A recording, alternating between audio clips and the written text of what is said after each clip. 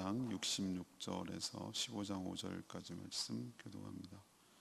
마가복음 14장 66절에서 15장 5절입니다. 오늘은 4월 17일 수요일 저녁입니다. 4월 17일자 본문 마가복음 14장 66절에서 15장 5절까지 말씀 교독합니다. 베드로는 아랫뜰에 있더니 대제사장의 여종 하나가 와서 베드로가 불 쬐는 것을 보고 주목하여 이르되 너도 나사렛 예수와 함께 있었도다. 베드로가 부인하여 이르되 나는 내가 말하는 것이 무엇인지 알지도 못하고 깨닫지도 못하겠노라 하며 앞뜰로 나갈새 여종이 그를 보고 이 사람은 그 도당이라 하되 또 부인하더라. 조금 후에 곁에 서 있는 사람들이 다시 베드로에게 말하되 너도 갈릴리 사람이니 참으로 그 도당이니라. 그러나 베드로가 쳐져 맹세하되 나는 너희가 말하는 이 사람을 알지 못하노라. 닭이 곧 두 번째 울더라. 이에 베드로가 예수께서 자기에게 하신 말씀 곧 닭이 두 번 울기 전에 내가 세 번 나를 부인하리라 하심이 기억되어 그 일을 생각하고 울었더라. 새벽에 대제사장들이 즉시 장로들과 서기관들 곧 온 공회와 더불어 논하고 예수를 결박하여 끌고 와서 빌라도에게 넘겨주. 빌라도가 묻되 내가 유대인의 왕이냐? 예수께서 대답하여 이르시되 내 말이 옳도다 하시매 대제사장들이 여러 가지로 고발하는지 빌라도가 또 물어 이르되 아무 대답도 없느냐? 그들이 얼마나 많은 것으로 너를 고발하는가 보라 하되 예수께서 다시 아무 말씀으로도 대답하지 아니하시니 빌라도가 놀랍게 여기더라. 예수님이 체포되어서 대제사장 집으로 가야바죠. 끌려가서 한밤중에 불법적인 재판을 받았습니다. 다른 제자들은 다 도망쳤지만 베드로는 멀리서 뒤를 따라 대제사장 집으로 들어갔죠. 근데 그 대제사장의 여종이 베드로를 알아보고 한 도당 한 패다라고 말하자 부인하더니 재차 또 물어보고 또 부인하고 또 다른 사람이 물어보니까 이번에는 저주하고 맹세까지 하면서 예수님 모른다고 부인했습니다. 이때 닭이 두 번 울었고 예수님 말씀이 생각나서 베드로는 밖으로 나가 통곡했다라고 말합니다. 종교 지도자들은 예수님을 끌고 가서 총독 빌라도 총독에게 넘겨줍니다. 빌라도 총독이 신문하고 또 종교 지도자들은 각종 고발로 총독에게 아뢰입니다. 근데 예수님이 여전히 계속 침묵하는 것을 총독이 의아해했다라는 내용이 오늘 내용입니다. 오늘 베드로 잘하는 베드로에게서 알 수 있는 것은 뭔지 이것이 이제 오늘의 질문인데 베드로를 통해서 이제 우리를 보게 되는 것이죠. 그래서 베드로를 통해서 알 수 있는 것 그리고 얻을 수 있는 교훈은 무엇인지 이것이 오늘 질문입니다. 첫 번째는 68절에 있는 말씀인데요. 이 작은 부인이 더 큰 저주로 이어지게 된다는 것을 우리가 알 수 있습니다. 예수님의 예언대로 모든 제자들은 주님을 버리고 다 도망쳤죠. 그래도 베드로는 의리가 있었는지 어떻게 될지 궁금했는지 멀찍이 예수님을 따라갑니다. 그리고 신문과 재판을 받는 대제사장 집까지 이제 들어갑니다. 그가 할 수 있는 것은 아무것도 없죠. 그냥 지켜보는 것이고 모르는 척 시침이 뚝대고 다른 사람과 더불어 격불을 쬐고 추우니까 밤에 그러고 있는 모습입니다. 하지만 그도 역시 예수님의 예언대로 이제 세 번이나 부인하게 되죠. 대제사장의 여종 하나가 베드로를 주목해서 예수와 함께 있었다. 이자도 한 패다라고 말을 하자 베드로가 화들짝 놀라면서 무슨 말을 하는지 알지도 못하고 깨닫지도 못한다 이렇게 말을 했습니다. 시침이 뚝 떼고 완전히 딱 잡아 떼는 것이죠. 그렇게 1차 부인을 했습니다. 제4 여정이 이제 그리고 슬쩍 자리를 옮겨가요. 내가 그것도 보면은 이 베드로의 행동을 내가 유심히 동사를 봤었어. 앞들로 나가잖아요. 68절에 보이십니까? 68절에 앞들로, 그러니까 그 자리를 피해가지고 앞들로 나가요. 그리고 다른 사본에는 요 뒤에 1차로 닭이 울은 것으로 나타납니다. 한 번 울었죠. 그리고 제차 요정이 따라와서 같은 도당이라는 것은 패거리를 말할 때 도당이다 이렇게 말합니다. 또 2차로 부인을 합니다. 죽음의 곁에 선 사람이 그 말투를 봤어요. 우리도 보면은 뭐 함경도, 평안도, 강원도, 전라도, 경상도, 제주 다 다르잖아요. 말모이라는 영화를 만드는데 이제 한글 어학회를 만드는, 그래서 방언을 수집하는 과정에서 전국에 있는 방언하는 사람들이 다 대표로 나오는데 정말 재미있게 말을 하더라고요. 똑같은 말을 두고 똑같은 말을 해도 다르죠, 억양이. 그죠? 확실히 알 수 있겠죠. 그래서 이 갈릴리 지역에서 쓰는 특유의 억양이 있었던 것으로 보여서, 그래서 그 한패라고, 같이 따라다니는 한패라고, 갈릴리 사람이라고 이렇게 몰아가자 뭐라고 얘기하냐면 이 사람을 알지도, 저주하면서 맹세하는 거죠. 이 사람을 알지도 못한다라고 저주하고 맹세하는 것이죠. 부인하는 것이죠. 이때 예수님을 보고 뭐라고 부르죠? 이 사람을 이렇게 얘기하죠. 이 사람을 알지도 못한다. 저는 이 베드로의 모습에서 인간이 얼마나 연약한 존재인지를 다시 한번 깨닫게 됩니다. 주일날에도 설교를 했지만 참 호언장담하고 우리의 의지대로 살아갈 수 없는 존재가 우리 인간임을 다시 한번 깨닫게 되는 것이죠. 아무리 호언장담해도 죽음 앞에서 한없이 약해지고 살려고 뭐라도 아우성쯤이면 바둥바둥하는 그런 인간의 연약한 모습을 볼 수가 있는 것이죠. 모든 죄도 마찬가지고 모든 부인도 저는 마찬가지라고 생각해요. 작은 것부터 시작해서 저 크게 확대되는 것, 강도와 빈도가 세지는 것을 알 수가 있어요. 처음에 베드로가 뭐 이렇게 알지도 못하고 이렇게 얘기하지만 나중에 끝은 어떻게 향해 가죠? 저주를 하면, 그래야 자기가 더 결백하다고 드러나니까 사람이 이렇게 되는 것이에요. 근데 이 베드로의 모습에서 우리의 모습을 보는 것이죠. 우리도 정말 압박해오고 목숨이 위태롭고 이러면은 베드로처럼 예수님을 그냥 모른다라고 하는 정도가 아니라 완전히 저주하고 완전히 돌아서는 모습을 우리도 얼마든지 볼 수 있다는 거예요. 자기에게 유익하고 이익이 되면 막 가장 더 잘 믿는 척하기도 하고, 불리해지고 안 그러면은 싹 시침이 뚝 떼고 아닌 척하고, 더 위태롭고 더 자기가 위기에 처해지면은 더 모른다고 부인하는 것이 이 베드로 왜 이것밖에 안 돼라고 말하기 전에 전 베드로의 모습에서 우리의 연약함을 발견하는 것이에요. 우리도 얼마든지 이럴 수 있는 존재인 것을 깨닫고 큰 소리치고 장담하고 사는 존재가 아니라 하나님 의지하고 하나님 은혜로 하나님이 도와주시고 하나님께서 붙들어 주셔야 우리가 살 수 있는 존재인 것을 다시 한번 깨달으시고 주님만 더 의지하며 살아가는 저희들 되기를 원합니다.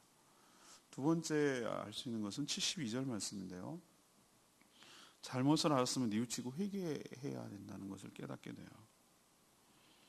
베드로가 하찮은 계집종의 지적에도 펄쩍 뛰며 무슨 소리 하는지 알지도 깨닫지도 못한다 이렇게 부인할 때만 해도 이 몇 시간 전, 이게 몇 시간 차이 안 나거든요. 예수님이 체포되고 신문하고 겟세마네 동산에 가고 저녁 성만찬 했던 거 기억나시죠? 저녁 식사를 같이 한 거니까. 그리고 식사 끝나고 나서 겟세마네 동산까지 함께 이동하고 또 뭐 기도하는 시간, 체포되는 시간, 신문하는 시간, 뭐 이런 것을 다 감안해도 4-5시간도 채 안 될 것 같은데요. 제가 보기에는. 그렇죠? 예수님이 체포되고 이런 것이 3-4시간 짧게는 뭐 이 정도밖에 안 되는 걸로 보여요. 근데 이때까지만 해도 예수님이 자신에 대해서 예언한 말씀을 전혀 생각지도 않아요. 귀뚱으로 들은 거예요. 그냥 흘려 지나간 것이. 말의 내용은 부인하고 있었지만 말투와 억양은 갈릴리 출신임을 부정할 수 없었다고 그랬죠. 그래서 곁에 선 사람이 그 말투를 듣고 예수님과 한패라고 몰아가자 다급했던 베드로는 살려고 예수님을 부인하는 정도가 아니라 맹세하며 저주했죠. 그땐 주님이 아니라 이 사람 저 사람 이렇게 되는 거죠. 그때 닭이 2번 울었어요. 이미 한 번 울었다고 그랬죠. 여기는 안 나타나는 68절 끝에 부분에 한 번 울었다고 그랬어요. 그때는 감지를 못하고 있는 것이죠. 2번 울자 그것이 시그널, 소리가 됐어요. 알람처럼 됐어요. 우리도 가끔 왜 체면 걸 때 보면은 자 지금부터 합니다. 그러고 지금부터 3번을 채고 박수 소리가 나면 깨어납니다. 뭐 이러잖아요, 그죠? 이것이 이제 암시를 주는 거죠, 내면에. 그랬는데 이게 딱 이렇게 슬레이트 치듯이 이게 딱 닭울음 소리가 예수님이 말하는 것을 말씀하신 것이 생각나도록 일깨워 준 거예요. 체면에서 마치 깨어나듯이 이게 주님의 말씀이 자기를 향한 주의 말씀이 떠오른 거예요. 전 이것도 큰 은혜라고 생각을 해요. 닭소리가 아무리 불어도 이게 우리에게 말이죠. 우리에게 적용한다. 우리에게 하셨던 이 닭소리가 뒷전에 울려대는데도 못 깨닫는 사람이 있어요. 못 깨어나는 사람이 있어요. 자기에게 하신 말씀, 자기를 위해서 하시는 말씀을 못 알아듣는 거예요. 감지를 못하는 거예요. 그래서 여전히 저주 그 이상을 하면서 계속 부인하면서 살궁리하고 살아가는 사람들보다는 베드로가 낫는지 모르지만 우리도 이럴 수 있다는 거예요. 이런 센스, 이런 자각, 이런 깨달음이 있다는 것만 해도 큰 축복입니다. 내가 이런 잘못을 했구나. 그때 주님이 나한테 이런 말씀을 하셨구나라는 거 깨닫는 것만 해도 큰 축복이에요. 우리가 얼마나 많은 말씀을 듣습니까? 매주마다 듣고 매일마다 듣고 이렇게 하는데 수많은 말씀들이 쌓여요. 이렇게 하는데 그냥 그때 듣죠. 그냥 스쳐 지나가는데 여러분 말씀이 여러분 삶에 중요한 결정적인 순간에 떠오르고 깨닫게 되는 것이 큰 축복인 줄로 믿습니다. 그의 말씀을 깨닫게 된다는 것이 이건 성령의 도우심이 아니면 불가능해요. 왜 깨닫게 해주실까? 살리려고 그러는 거예요. 도와주려고 그러는 거예요. 은혜를 베푸고 그 말씀을 깨닫는 게 우리는 자꾸 하나님의 은혜를 갖다가 뭐 돈이고 뭐 이런 가시적인 걸 생각하는데 아니요. 이 내면의 자각과 자기의 서재와 말씀이 깨닫는 것 자체가 은혜예요. 제가 경험담 얘기했잖아요. 신혼 때 차세 변원박에서 일었더니 백밀러를 몇 번이 2번이나 깨먹었을 때가 얼마나 화가 나는지 모른다고. 새벽기도 가야 되는데 이게 안 보인다고 생각해 보세요. 얼마나 짜증나고 답답하고 그런가. 고의적으로 깼어요. 2번째 때는. 그걸 알았어요. 첫 번째는 사고인 줄 알았는데 2번째는 고의적으로 뽀개놨어요. 그때 제가 여러분 얼마나 화가 나겠어요. 여러분 화 안 나세요? 저는 화가 나던데요. 막 주변에 있는 차들이 다 부시고 싶은데요. 그런데 그때 말이죠. 새벽에 뭐가 떠오르는지 아십니까? 말씀이 떠오르더라고요. 말씀이. 그게 나중에 우리가 로마서에 있는 말씀이었어요. 악을 악으로 갚지 말고 선으로서 악을 이기라. 제가 이렇게 왜 이렇게 생생하게 기억하냐면 그때 너무나 그것이 생생하게 나를 사로잡았기 때문에 깨달았기 때문에 그때 그 말씀이 떠올라서 순종했어요. 그래, 내가 똑같이 악을 악으로 갚는다면 내가 저들과 뭐가 다를 건가? 오히려 선으로서 악을 이길 때 진짜 이기는 건 아닌가? 이런 말씀이 불현듯 떠올랐어요. 그래서 보복하지 않았어요. 그렇게 내가 했다면 이거는 악순환이 되는 거지 해결되지 않았을 거예요. 그랬잖아요. 그래서 우리 딸내미 도화지 쭉 찢어다가 메토 102호로 이사 온 A동 102호로 이사 온 귀인의 집입니다. 예쁘게 봐주세요. 그렇게 써놓으니까 그 다음부터 안 뿌시더라고요. 말씀이 떠오르는 게 축복인 줄로 압니다. 근데 말씀이 떠오르면 어떻게 해야 되느냐? 이 베드로 보세요. 이제 알았어요. 그래. 내가 3번 부인할 걸 주님이 얘기하셨지. 라는 걸 깨닫고 어떻게 했습니까? 거기 더 이상 있을 수가 없었어요. 그래서 뛰쳐나갑니다. 그 대제사장 집. 더 이상 지켜보는 걸 뛰쳐나가. 그리고 통곡하며 울었다고 그랬어요. 근데 영어 성경에 보면 그게 엎드려 울었다고 그랬어요. 통곡하며 운 거예요. 우리는 살면서 우리가 연약해서 그러기도 하고 또 잘 몰라서 그러기도 하고 부족해서 그러기도 하고 어쨌든 실수할 때가 있습니까? 있습니다. 실수를 너무 자주 해서 그렇지 자꾸 넘어집니다. 이렇게. 그때가 중요해요. 내가 잘못했구나. 내가 뭔 큰 실수를 했구나. 아, 이건 이렇게 하면 안 되는 거였구나라고 깨달으면 어떻게 해야 됩니까? 베드로처럼 나가서 엎드려 눈물로 통곡하며 회개해야 될 줄로 믿습니다. 가룟 유다와 비교가 전 돼요. 가룟 유다는 어떻게 했습니까? 제가 세미동산 가서 설명했지만 가룟 유다는 내가 보니까 회개한 것이 아니라 후회했어. 그리고 물려주려고 그랬어. 가서 이거 돈 받고 물러주세요. 그게 말이 되는 얘기예요. 그 사람들이 물러줍니까? 네 죄는 네가 받아라. 왜 우리 책임이냐? 이렇게 돌리는 거죠. 그렇죠. 악은 그런 거죠. 이용해 먹고 버리는 게 악이죠. 그러니까 죄책감에 가책에 못 이겨가지고 목 매달아서 죽고, 그것도 제대로 죽지 못하고 비참하게 목도 매달았는데 터져가지고 떨어지면서 창자가 터져 죽어요. 그래서 피밭이 됐다고 그랬잖아요. 그게 바로 회개하지 않고 후회만 하고 자책을 한 그 모습을 전형적으로 대조가 되는 거예요. 그렇지만 제가 보기에는 베드로도 실수했어요. 이게 뭐야? 이렇게 생각될 정도지만, 그렇지만 그는 나가서 어떻게 했습니까? 엎드려 통곡하고, 그랬구나. 내가 내 의지로 살았구나. 내가 큰 소리만 쳤구나. 내 맘대로 인생이 되는 줄 알았구나. 예수님 말씀을 아주 가볍게 여겼구나. 이런 것에 대해서 참회하고, 내가 어떻게 예수님을 부인하다니, 이런 죄인이 어딨나, 이러면서 하나님 앞에 회개하고 잘못했음을 시인하고 그렇게 했단 말이죠. 우리도 이 베드로의 이 두 번째 모습, 우리도 넘어지고 실수할 수 있지만 베드로처럼 정말로 자신의 잘못을 뉘우치고 눈물로 회개하고 용서를 구할 때 그래도 회복될 길이 있고 살 길이 열리게 될 줄로 믿습니다. 세 번째는 이제 15장 5절에 있는 말씀인데요. 주님은 이렇게 연약한 죄인들을 위해서 고난 당하심을 우리가 알 수 있어요. 이 새벽에 사내들인 공회 이 원들은 예수님에게 사형을 언도했어. 신성 모독죄로 몰아서. 그리고 결박하여서 빌라도 총독에게로 끌고 가 넘깁니다. 당시 로마 식민지였어요, 유대는. 그래서 최종 사형 명령권은 유대인에게 있지 않았어요. 누구에게 있냐면은 오직 총독이 허락이 떨어져야 되는 거예요.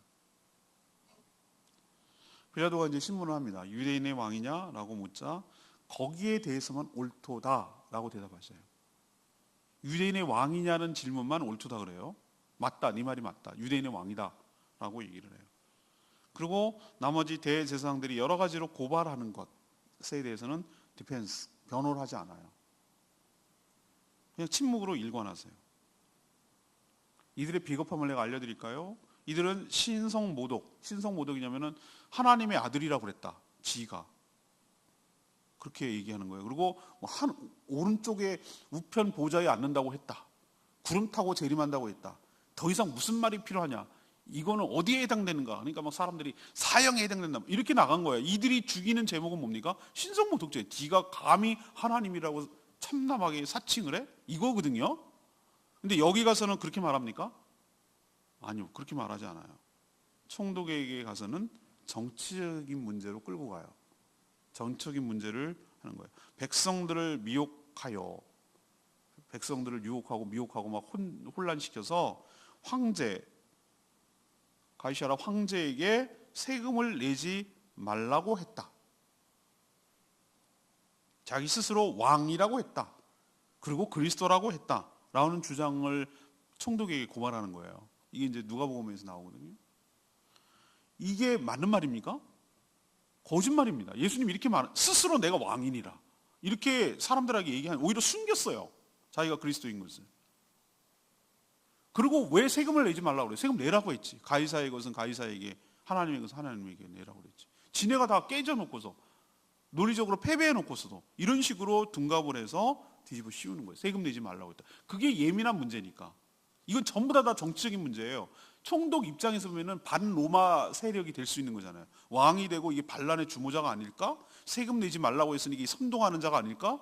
로마에 대해서 이게 반란을 일으키는 자, 이런 식으로 볼 수 있도록 계속 몰아가는 거예요.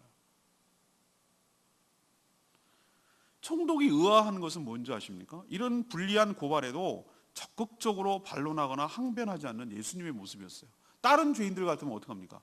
아니거든요. 막 오리발도 내밀고 막 이렇게 저렇게 합니다. 그죠? 살려고. 근데 예수님은 이미 겟세마네 동산에서 어떻게 하셨습니까? 이 잔을 내게서 옮기시옵소서 했다가 나의 원대로 아닌 주님의 원대로 하기를 원하나이다. 이렇게 결단을 하셨어요. 각오하고 기도로 무장하셨다는 뜻이에요. 베드로는 제자들을 무장하지 않았고, 베드로처럼, 저는 베드로와 연관져서 오늘 생각하자면 베드로처럼 연약한 죄인들을 위해서 본인이 대신 죽기로 작정하셨다는 거예요. 이런 연약한 자들을 위해서. 저는 이것이 왕의 모습이라고 생각을 합니다. 왕은 책임지는 자죠. 그게 저는 레마의 말씀이었어요. 오늘 2절의 말씀이 15장 2절, 빌라도가 묻되 내가 유대인의 왕이냐? 예수께서 대답하여 이르시되 내 말이 옳도다 하시네. 이 말이 크게 다가왔어요. 예수님은 자신을 여러 가지로 고발하는 것을 듣고 가장 할 말이 많은 분이 이분 아니에요? 그리고 평소처럼 수많은 자들이 와서 시비를 붙었지만 다 깨지고 왔잖아요. 사두개인 와서 깨져, 바리새인 와서 깨져, 뭐 여러 헤롯 당 와서 깨져, 다 번번이 나가 떨어졌단 말이죠. 그럼 그분이 논리가 부족했습니까? 지혜가 부족합니까? 아니요. 지혜로운 말로 꼼짝도 못하게 논리적으로 얘기할 수도 있는 분이에요. 능히 그렇게 하실 수 있는 분이에요. 그러나 총독이 왕이냐라는 질문에만 옳도다라고 대답하시고 나머지 고발 내용에 대해서는 침묵하셨어요. 전 여기서 굉장히 은혜가 된다는 거예요. 왜냐하면 지금 예수님은 역설적으로 누구이기에? 왕이기에 지금 이런 고난을 당한다는 뜻이에요. 왕이기에 이런 고난을 당한다는 거예요. 우리는 왕에 대한, 통치자에 대한, 권세자에 대한, 권력자에 대한 그릇된 사고를 갖고 있어요. 왜? 늘 불완전하고 부족하고 악한 통치자만 봐왔기 때문에.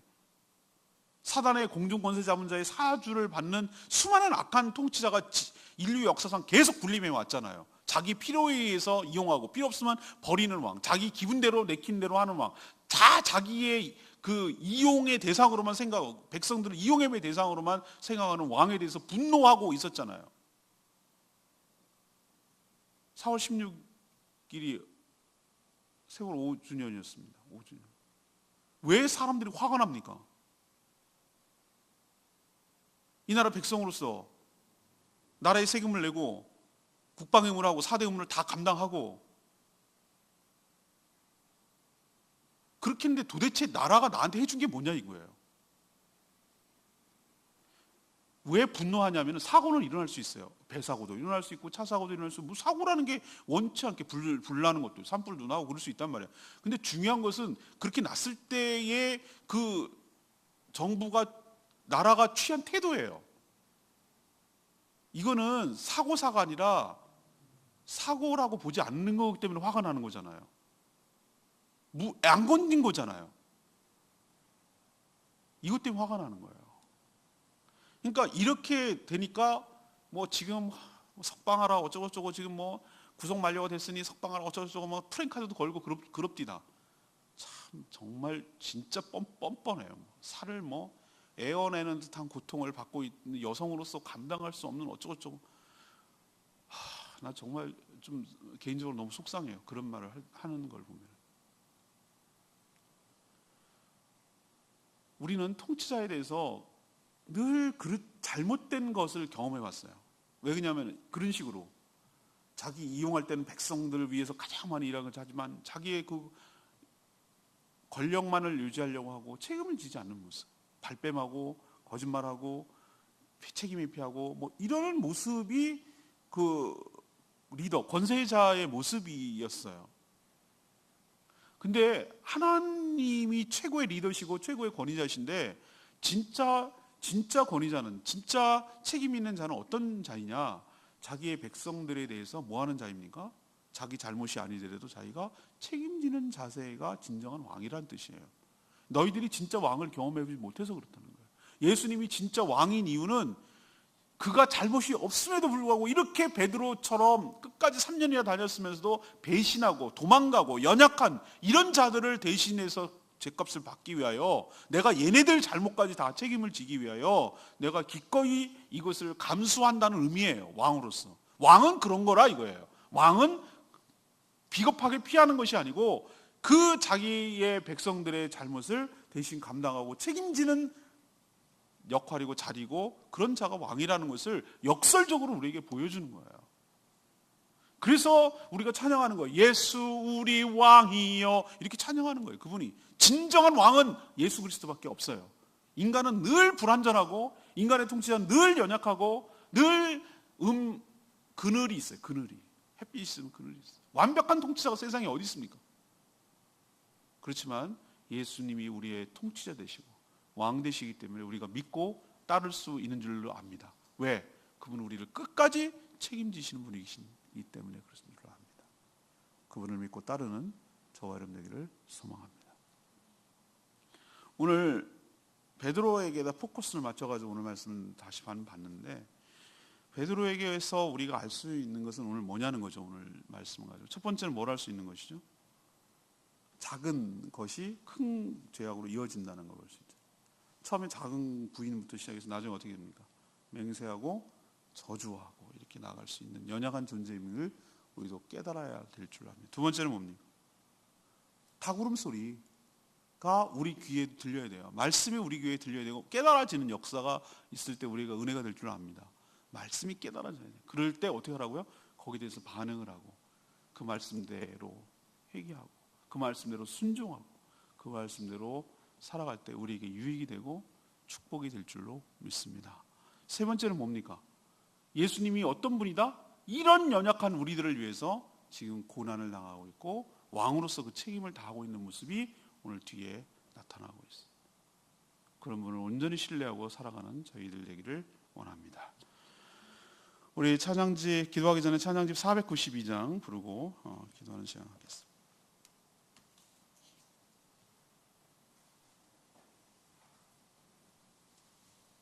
찬양집 492장 나를 지으신 주님 찬양하겠습니다.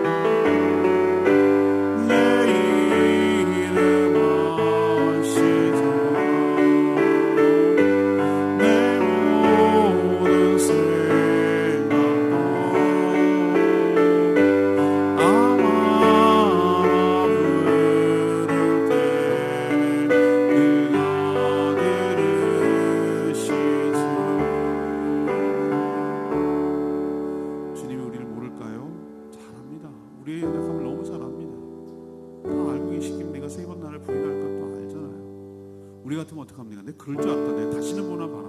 이런 식으로 대할 거예요. 근데 주님은 그렇지 않아요. 이런 죄인, 이런 연약한 죄인, 늘 넘어지고 부족하고 쓰러지는 이 죄인을 위해서 그래도 우리를 백성으로 삼아주시고 왕으로서 그 책임을 다하고 우리를 구원해내시기 위하여 그 고초를 당하시는 주님을 바라보면서 우리가 어떤 은혜를 받고 살아가는지를 깨닫습니다. 베드로처럼 말씀이 생각날 때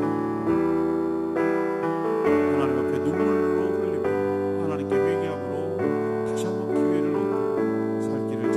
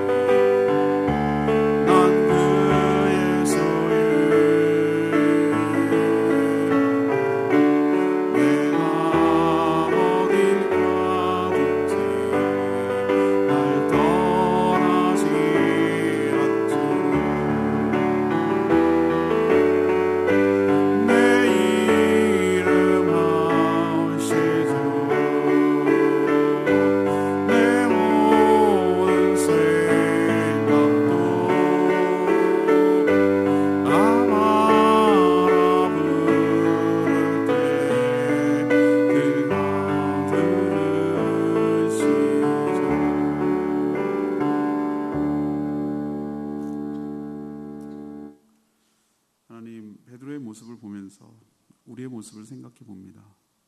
아마 우리는 살려고 베드로보다 더할 사람들입니다. 우리 인생이 큰 소리 친다고 살 수 있는 것이 아님을 깨닫습니다.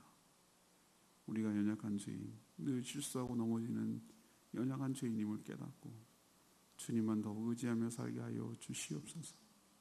저희가 잘못하는 것이 있다면 닭 울음소리와 함께 깨달아지게 하여 주시고 눈물로 통곡하며 회개하게 하여 주셔서 다시 살 기회가 생기도록 은혜를 베풀어 주시옵소서. 예수님은 죄인이 아니라 왕으로서 자신의 백성들을 살기 위하여 친히 그 모든 고난을 감당하고 계심을 봅니다. 그분은 그럴 이유가 없는 분인데 우리를 위해서 오진 고난을 직접 당하고 계시는 것은 우리를 사랑하고 우리를 향한 책임을 다하기 위하심을 깨닫습니다. 예수님처럼 말할 때와 침묵할 때를 분별할 수 있는 지혜를 저희들에게 허락하여 주시옵소서. 오늘도 간구하는 기도마다 응답하시고 하나님의 은혜를 경험하게 하여 주시옵소서. 주님께 모든 것 맡겼고 예수 그리스도의 이름으로 기도합니다. 아멘.